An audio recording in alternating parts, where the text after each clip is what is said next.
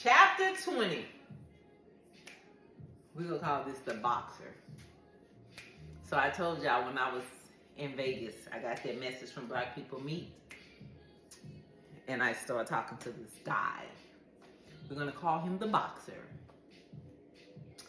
Conversation was lit. To the point to where I couldn't even focus on my trip in Vegas. Because all I wanted to do was get back and meet the boxer because the conversation was on point. It was on point. So I enjoyed my family while I could, while they was there. My mom had a blast. My sisters had a blast. My granddaughter, her sister had a blast. Very, very, very successful trip. Because the time before that when I was in Vegas, you know, the weed had destroyed all of that. You know, just made me not like Vegas. But my family restored it. So when I got back to California, the only thing was on my mind was going to meet the boxer, you know, and I was, you know, I'm into fitness. You know, I'm a yoga trainer. I was into yoga. So one of the things that we talked about when we was online was yoga. He told me that he did hot yoga. That right there got me. Because how often do you meet a black man to do yoga and then hot yoga? Here I am, a yoga person, right? So I suggest, because I went to yoga every week, I suggest ask him. I was like, oh, since you like, he liked Bikram at the time, and I was like, have you ever heard of Vinyasa? It was another one that I studied. He said no. I said, would you like to join me on Sunday when I go? He was like, sure, but can you pick me up? Because I sold my car, yada yada. This motherfucker didn't have no car. But again, here I am with this heart, not judging people. Didn't think nothing of it. I'm just excited that a black man want to do hot yoga with me. And was good at it from the pictures that I seen.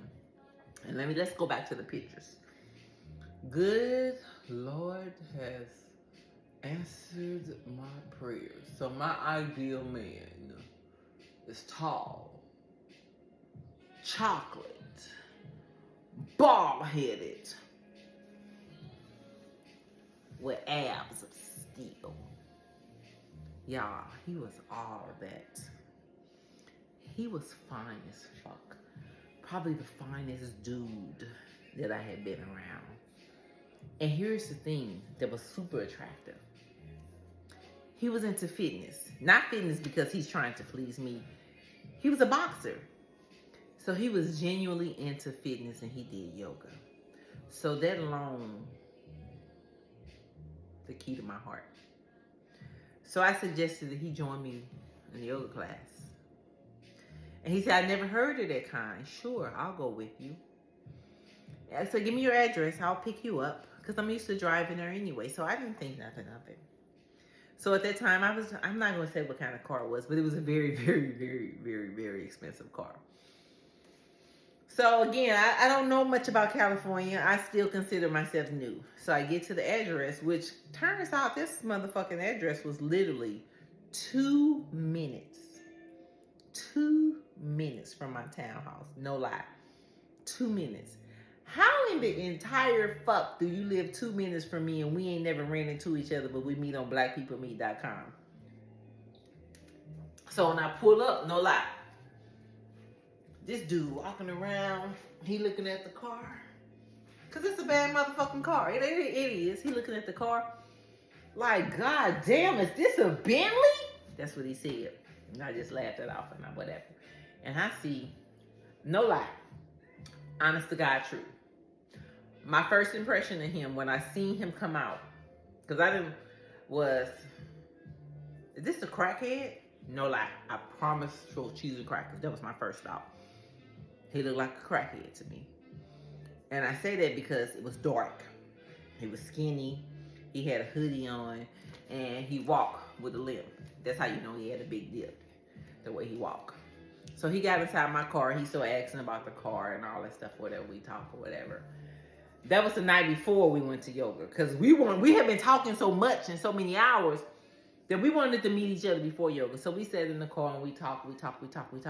What I didn't know at the time, that was the projects. I had no idea.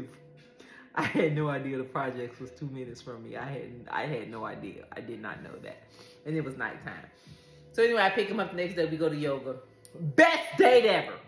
Best date ever. Yes. Even after yoga, he was good at it or whatever. We were side by side. There was places he was whatever. He was touching me. It was, oh my God, sexiest date of my life. To date. The sexiest date of my motherfucking life. But here's the thing. So you have to know me to know my ideal date is to go work out, do yoga, and then go to Whole Foods for dinner, lunch, or whatever. I know y'all were like, well, nigga, what? That's my ideal date. Go to a yoga class and then go to Whole Foods afterwards. I never told him that. I never ever told him that. When we get done, he was like, would you like to get something? When we got done with yoga, that is. He's like, would you like to get something to eat? Because we showered there and all that stuff. And I'm like, sure. So I'm driving. And he was just like, give me the address. We could go to Whole Foods. We going where? Whole Foods. This nigga right here done just warm my motherfucking heart, my pussy, my clit, my every goddamn thing. Because this nigga, I ain't even told him that. And he said, let's go to Whole Foods. Wasn't even too far from the studio. So we go to Whole Foods, order some healthy food, and go to pay for it. No lie. True motherfucking story. I can't make this shit up. He pulls out his EBT card. The food stamp card. The pay for our lunch. And I kind of side-eyed it.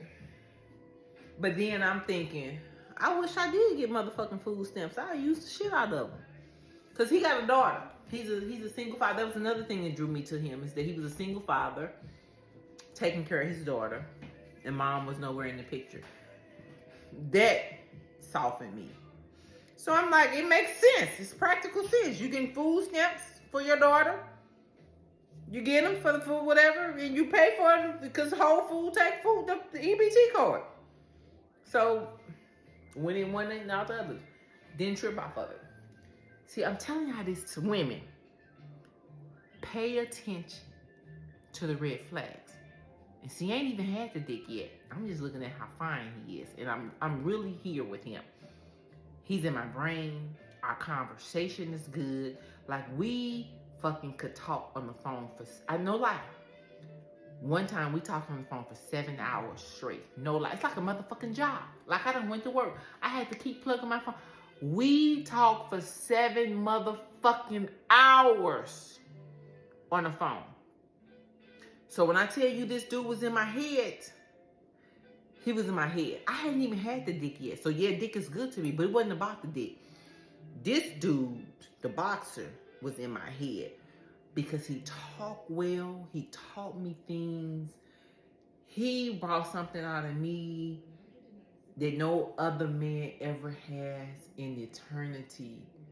He taught me so much. So no, I wasn't paying attention to any of the red flags. I'll be the first to say that I was not. Because this dude was still in my heart. Still in my heart in a way that no man had. Again, we hadn't even fucked yet. He was fucking my mind. I don't know what it was. You know what? If I'm being honest, at this point, this is my soulmate. Seriously, this is my soulmate. I am falling deeply head over heels with this dude. So we didn't have this date. We went to Whole Foods. We go back to the house. We talk. And I was traveling at the time. I had a contract in Mariposa, I want to believe, making big money. So I would leave on Sundays or Monday morning, come back on Thursday. And it was beautiful. Like, Thursdays was my favorite day of the week because I came home and I got to see him. And then we talked and we talked and we talked. And if you know anything about me, intellectual conversation is the key to my heart. And we'll get into that in the next chapter.